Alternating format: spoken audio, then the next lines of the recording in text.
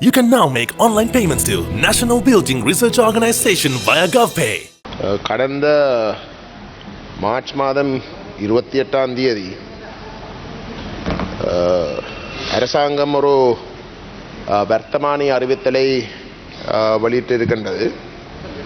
விசேஷமாக வடமாகாணத்தை சார்ந்த 4 மாவட்டங்களிலே யாழ்ப்பாணத்தில் 3669 ஏக்கரும், முல்லைத்தீவை சார்ந்த 1703 ஏக்கரும், கிளிநொச்சியை சார்ந்த 515 ஏக்கரும், மன்னாரை சார்ந்த 54 ஏக்கரும், மொத்தம் 5941 ஏக்கர் காணிக்குரிய அந்த குறிப்பிட்ட பிரதேசங்களுக்குரிய இருக்கக்கூடிய தனியார்கள் தங்களுக்குரிய காணி உறுதிகளை உறுதிப்படுத்தாத பட்சத்தில் தாங்கள் அந்த அந்த குறிப்பிட்ட பிரதேசங்களுக்கு உள்ளே இருக்கக்கூடிய காணிகளை அரசு காணிகளாக பிரகடனப்படுத்த போகிறார்கள் என்று அந்த வர்த்தமானியிலே குறிப்பிட்டிருக்கின்றது. ஈழத்தமிழர்களுடைய சனத்தொகையின் அறவாசி இன்றைக்கு புலம்பெயர்ந்த தமிழ் மக்களாக வெளிநாடுகளில் வாழ்ந்து கொண்டிருக்கிறார்கள் என்றால், இந்த காணிகளுடைய சொந்தக்காரர்கள் எந்தளவு தூரத்துக்கு அந்த வெளிநாடுகளில் வாழ்ந்து கொண்டு திரும்ப முடியாத ஒரு நிலைமையிலே இருக்கிறார்கள் என்பதை நீங்கள் விளங்கிக் கொள்ளலாம்.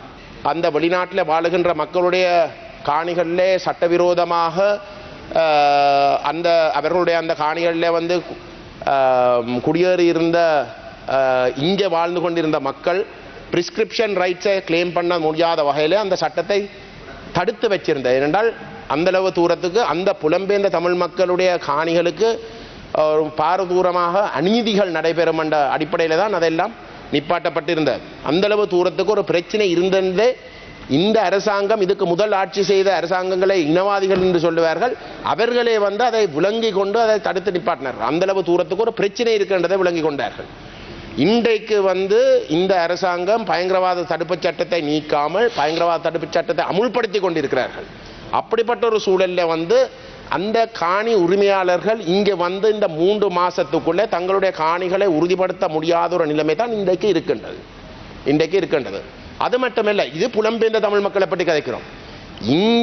இங்கே வடகிழக்கிலே தமிழர் தாயகத்தில் வாழுகின்ற மக்களும் கூட, அவர்களுக்கும் கூட கணிசமானோர் அந்த உரிமையை கோரக்கூடிய நிலையிலே இருக்கக்கூடிய இடத்திலேயும் அவர்கள் பல தடவைகள் இடம்பெற வேண்டி மல்டிபிள் டிஸ்பிளேஸ்மெண்ட்ஸ் போர் காரணத்தினால எத்தனையோ தடவைகள் தங்களுடைய அனைத்து சொத்துக்களையும் விட்டு ஓட வேண்டி வந்தது.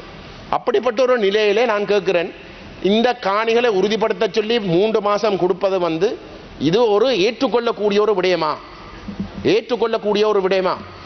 இந்த காணி சம்பந்தப்பட்ட விடயங்கள் முழுதாக தமிழருடைய இன பிரச்சனையோட அடிப்படை காரணம் என்றது விளங்கிக் கொள்ள வேண்டும். இது இந்த அரசாங்கத்துக்கு தெரியாது சொல்றீங்களோ?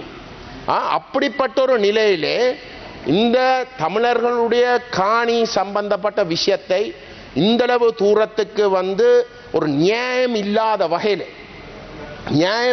வகையிலே ஒரு கெசட் மூலமாக 3 மாத காலாவசத்தை வழங்கி அவர்கள் இதை உறுதிப்படுத்தாவிட்டால் அது அரசு காணியாக பிரகடனப்படுத்த போகிறார்கள் என்று சொல்வது திட்டமிட்ட வகையில் அந்த காணிகள், அந்த மக்களுடைய காணிகள் அனைத்துமே தாங்கள் பறித்து, சட்டவிரோதமாக பறித்து, இயற்கை நீதிக்கு முரணாக பறித்து அந்த காணிகள் அனைத்தையும் குடியேற்றங்களுக்கு பயன்படுத்த போகிறார்கள் என்று நான் பொறுப்போடு கூறுகின்றேன். குடியேற்றங்களுக்கு பயன்படுத்த போகிறார்கள் என்றதுதான் உண்மை.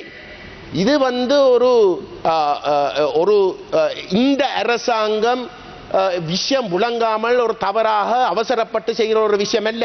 நான் இதுக்கு முதலும் பல தடவைகள் இந்த பாராளுமன்றத்தில் வெளியிலேயும் சுட்டிக்காட்டி வருகிறேன்.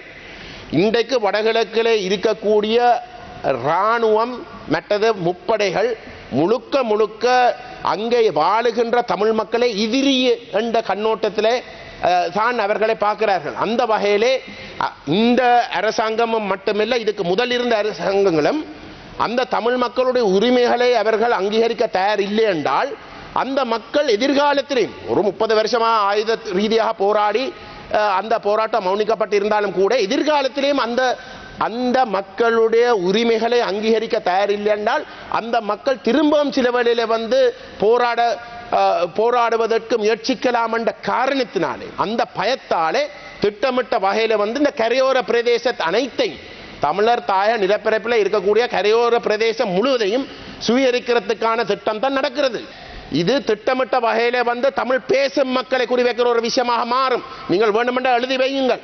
இது இன்றைக்கு வடமாகாணத்தை குறிவைக்கிற ஒரு விஷயம், இது கிழக்கு மாகாணத்துக்கும் போகும். ஏன் இது நடக்குது என்றால் ஒன்றில் இந்த அரசாங்கத்துக்கு முதுகெலும்பு இல்லை.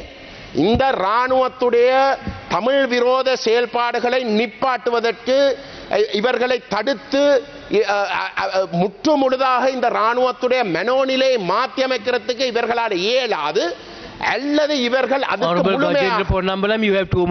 அல்லது இவர்களும் இந்த அரசாங்கமும் இந்த இராணுவத்துடைய மிக மோசமான இனவாத செயல்பாடுகளுக்கு துணை போகின்ற வகையில் முற்று முழுதாக உடந்தையாக அவர்கள் செயல்படுறதாக மட்டும்தான் நாங்கள் இதை பார்க்கலாம்.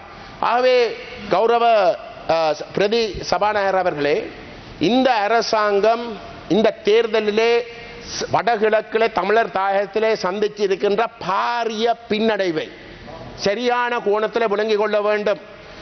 இந்த தெளிவான செய்தியை இந்த அரசாங்கம் இன்றைக்காவது விளங்கிக் கொண்டு இந்த வர்த்தமானியை உடனடியாக ரத்து செய்ய வேண்டும் என்று நான் கேட்டுக்கொள்ள விரும்புகின்றேன். காணி சம்பந்தப்பட்ட விடயங்கள் தமிழருடைய அடிப்படை பிரச்சனை சம்பந்தப்பட்ட விடயங்கள்.